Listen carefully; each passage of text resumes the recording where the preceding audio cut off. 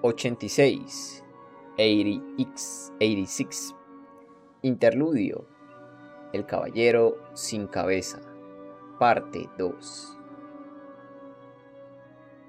Raiden conoció a la parca en una unidad a la cual había sido asignado medio año luego de enlistarse. Era el día después de que el último de sus amigos con quienes se enlistó murió. Antes de enlistarse, a Raiden se le fue dado refugio en los 85 sectores, en un internado manejado por una mujer anciana.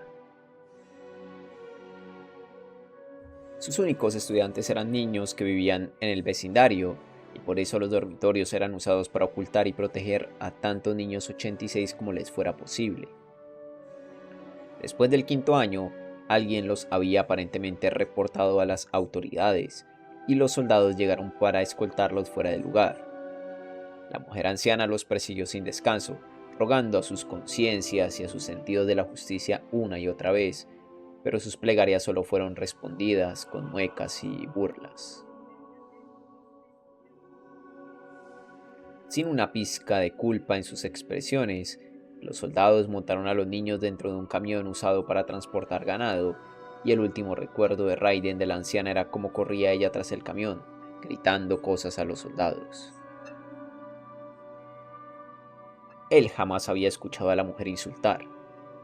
Esa respetable y estricta anciana que siempre se enojaba inimaginablemente cuando Raiden y los demás decían groserías a modo de broma, gritaba al camión con un rostro contorsionado por la ira mientras lágrimas caían de sus mejillas. «Espero que se quemen en el infierno, sucios bastardos». Él podía recordar la imagen de ella agachándose a mitad del camino y el sonido de sus desgarradores llantos tan claramente como el día en que ocurrió.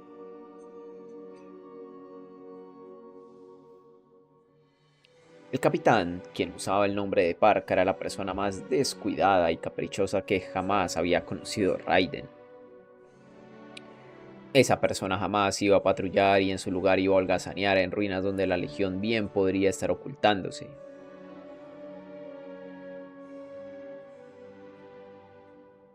Daba órdenes de desplegarse cuando el radar no mostraba indicaciones de avance enemigo, y aunque sus predicciones eran tan acertadas que era aterrador, Raiden solo podía ver sus descuidos como las acciones de alguien con tendencias suicidas. No podía suprimir su enojo.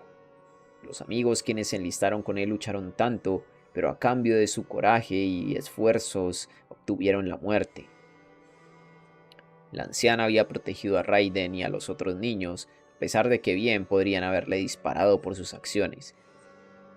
Y este idiota insistía en actuar a su manera, como si no le importara que todos murieran, como si no le importara que él mismo muriera. Raiden finalmente perdió la paciencia y lo golpeó medio año después de unirse al escuadrón.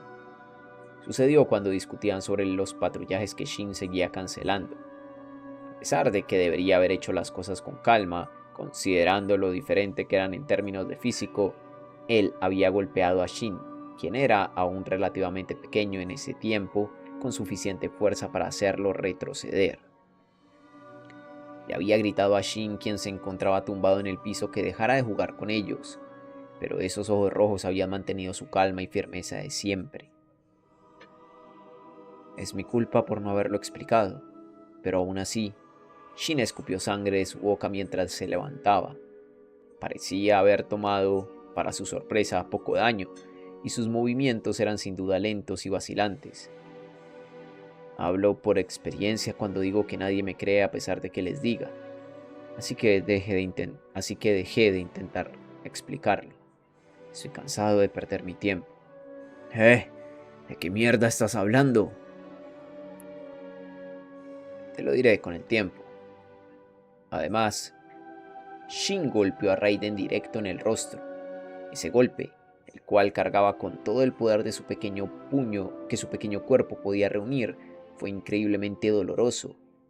Fue un golpe que hizo uso perfecto de su peso, el momento y la transmisión de la fuerza en su puño, y que dejó a Raiden con impotencia en el suelo con su cabeza dando vueltas. Nunca dije que pudieras golpearme. No sé cómo contenerme, pero si eso no te molesta, Siéntete libre de venir por mí cuando quieras. Lleno con aún más enojo tras escuchar su burla, Raiden arremetió contra él de nuevo. Para ponerlo simple, Raiden perdió esa terriblemente unilateral pelea.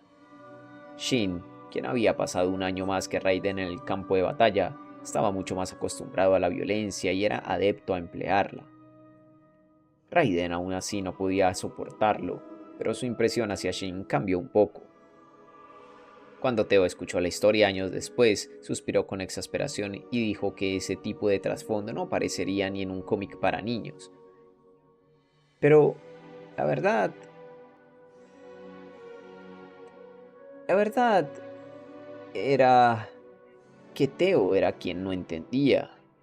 Shin parecía estar aguantándose una sonrisa en ese entonces, pero vamos, si tan solo Raiden hubiera sabido lo que pasaba a través de la cabeza de ese desquiciado. El día después de que pelearon, Shin dijo, a través de sus labios llenos de cortes y moretones, que con el tiempo explicaría todo. Y en su siguiente despliegue, Raiden pudo escuchar los llantos de los fantasmas. Fue ahí cuando Raiden finalmente se dio cuenta el por qué Shin se oponía tanto a salir a patrullar. ¿Por qué era tan indiferente de una manera en que un chico de esa edad jamás lo sería? Los miembros del escuadrón Spearhead habían caído dormidos después de apagar las luces ese día. Raiden yacía en su litera, pero aún no se quedaba dormido. Escuchando pasos tranquilos fuera, se levantó de su cama. Viendo a través de la puerta adyacente, la cual había sido dejada abierta, encontró a Shin parado en la oscura habitación, bañándose en luz de luna azul pálido. ¿Hablabas con alguien? Desde su punto de vista en el vestuario, Raiden había pensado escuchar a Shin hablar con alguien antes durante la ducha. Shin simplemente movió su mirada en dirección a Raiden y asintió. Sus ojos rojos fríos e indiferentes denotaban una calma que jamás parecía cuadrar con su edad y una apatía que parecía casi inamovible. Era la comandante. Resonó conmigo por un rato. Así que se volvió a sincronizar contigo de nuevo. Es una sorpresa. Hmm, la chica tiene más agallas de las que imaginaba. Él estaba impresionado un poco. Ningún otro handler había aceptado resonar con Shin después de escuchar las voces.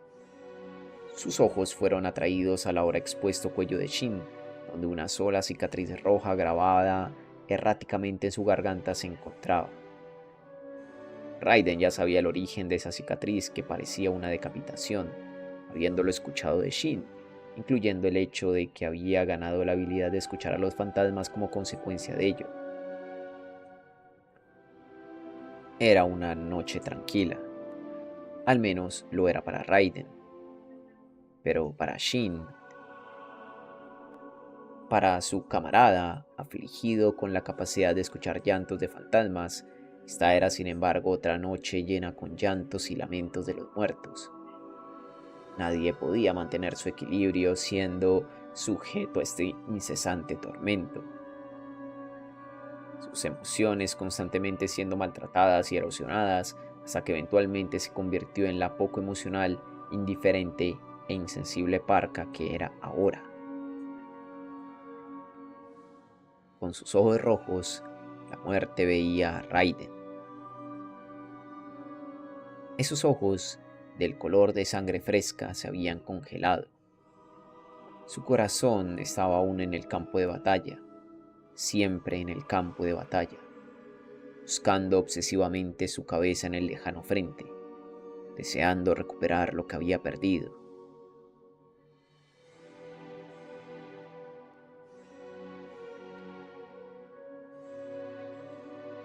Iré a dormir. Si tienes algo que decir, podemos hablarlo mañana. Sí, lo siento. Incluso después de haber cerrado la desnivelada puerta, luego de un poco de forcejeo y de escuchar los pasos de Raiden en el pasillo y el sonido de la cama de tubos rechinando, Shin seguía en la ventana, bañado en la luz de la luna, sus ojos aún viendo hacia el campo de batalla. Si escuchaba con cuidado, podía distinguir el murmuro del rebaño de fantasmas al otro lado de la oscura noche, sus susurros como la mezcla de la nebulosa en los cielos, sus gemidos y gritos, sus lamentos y quejidos. Distinguió el sonido de palabras mecánicas y se concentró solo en eso, concentrándose en ese distante llanto. ¿Cuánto había pasado desde que escuchó esa voz hablándole en vida?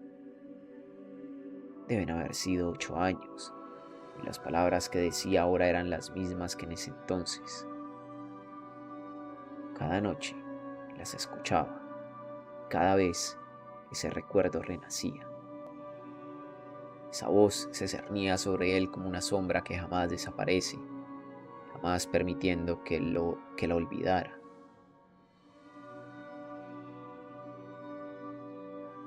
Presión apretaba su garganta, amenazando con aplastar su cuello. Esos ojos negros ocultos tras sus gafas, viéndolo con odio palpable, la sofocación y el sufrimiento, y la voz de su hermano entrando en sus oídos con ira. Está en tu nombre, perfecto para ti. Es toda tu culpa. Todo es tu culpa. La misma voz lo llamaba desde la distancia, siempre, desde aquel día hace 5 años cuando había muerto aquí, en un rincón olvidado de las ruinas del frente este. Shin puso su mano contra el frío vidrio y susurró, a pesar de que sabía que sus palabras no alcanzarían a nadie. Iré pronto por ti, hermano.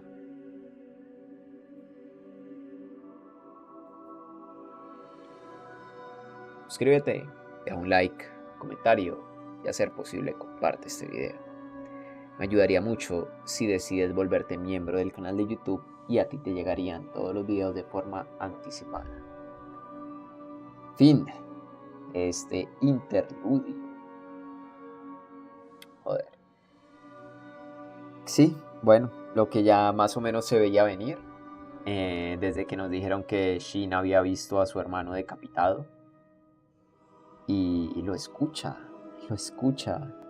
nunca lo ha dejado de escuchar. 5 años lleva escuchando las últimas palabras y parece que son unas últimas palabras jodidas, ¿eh? Está en tu nombre, perfecto para ti, es toda tu culpa, todo es tu culpa.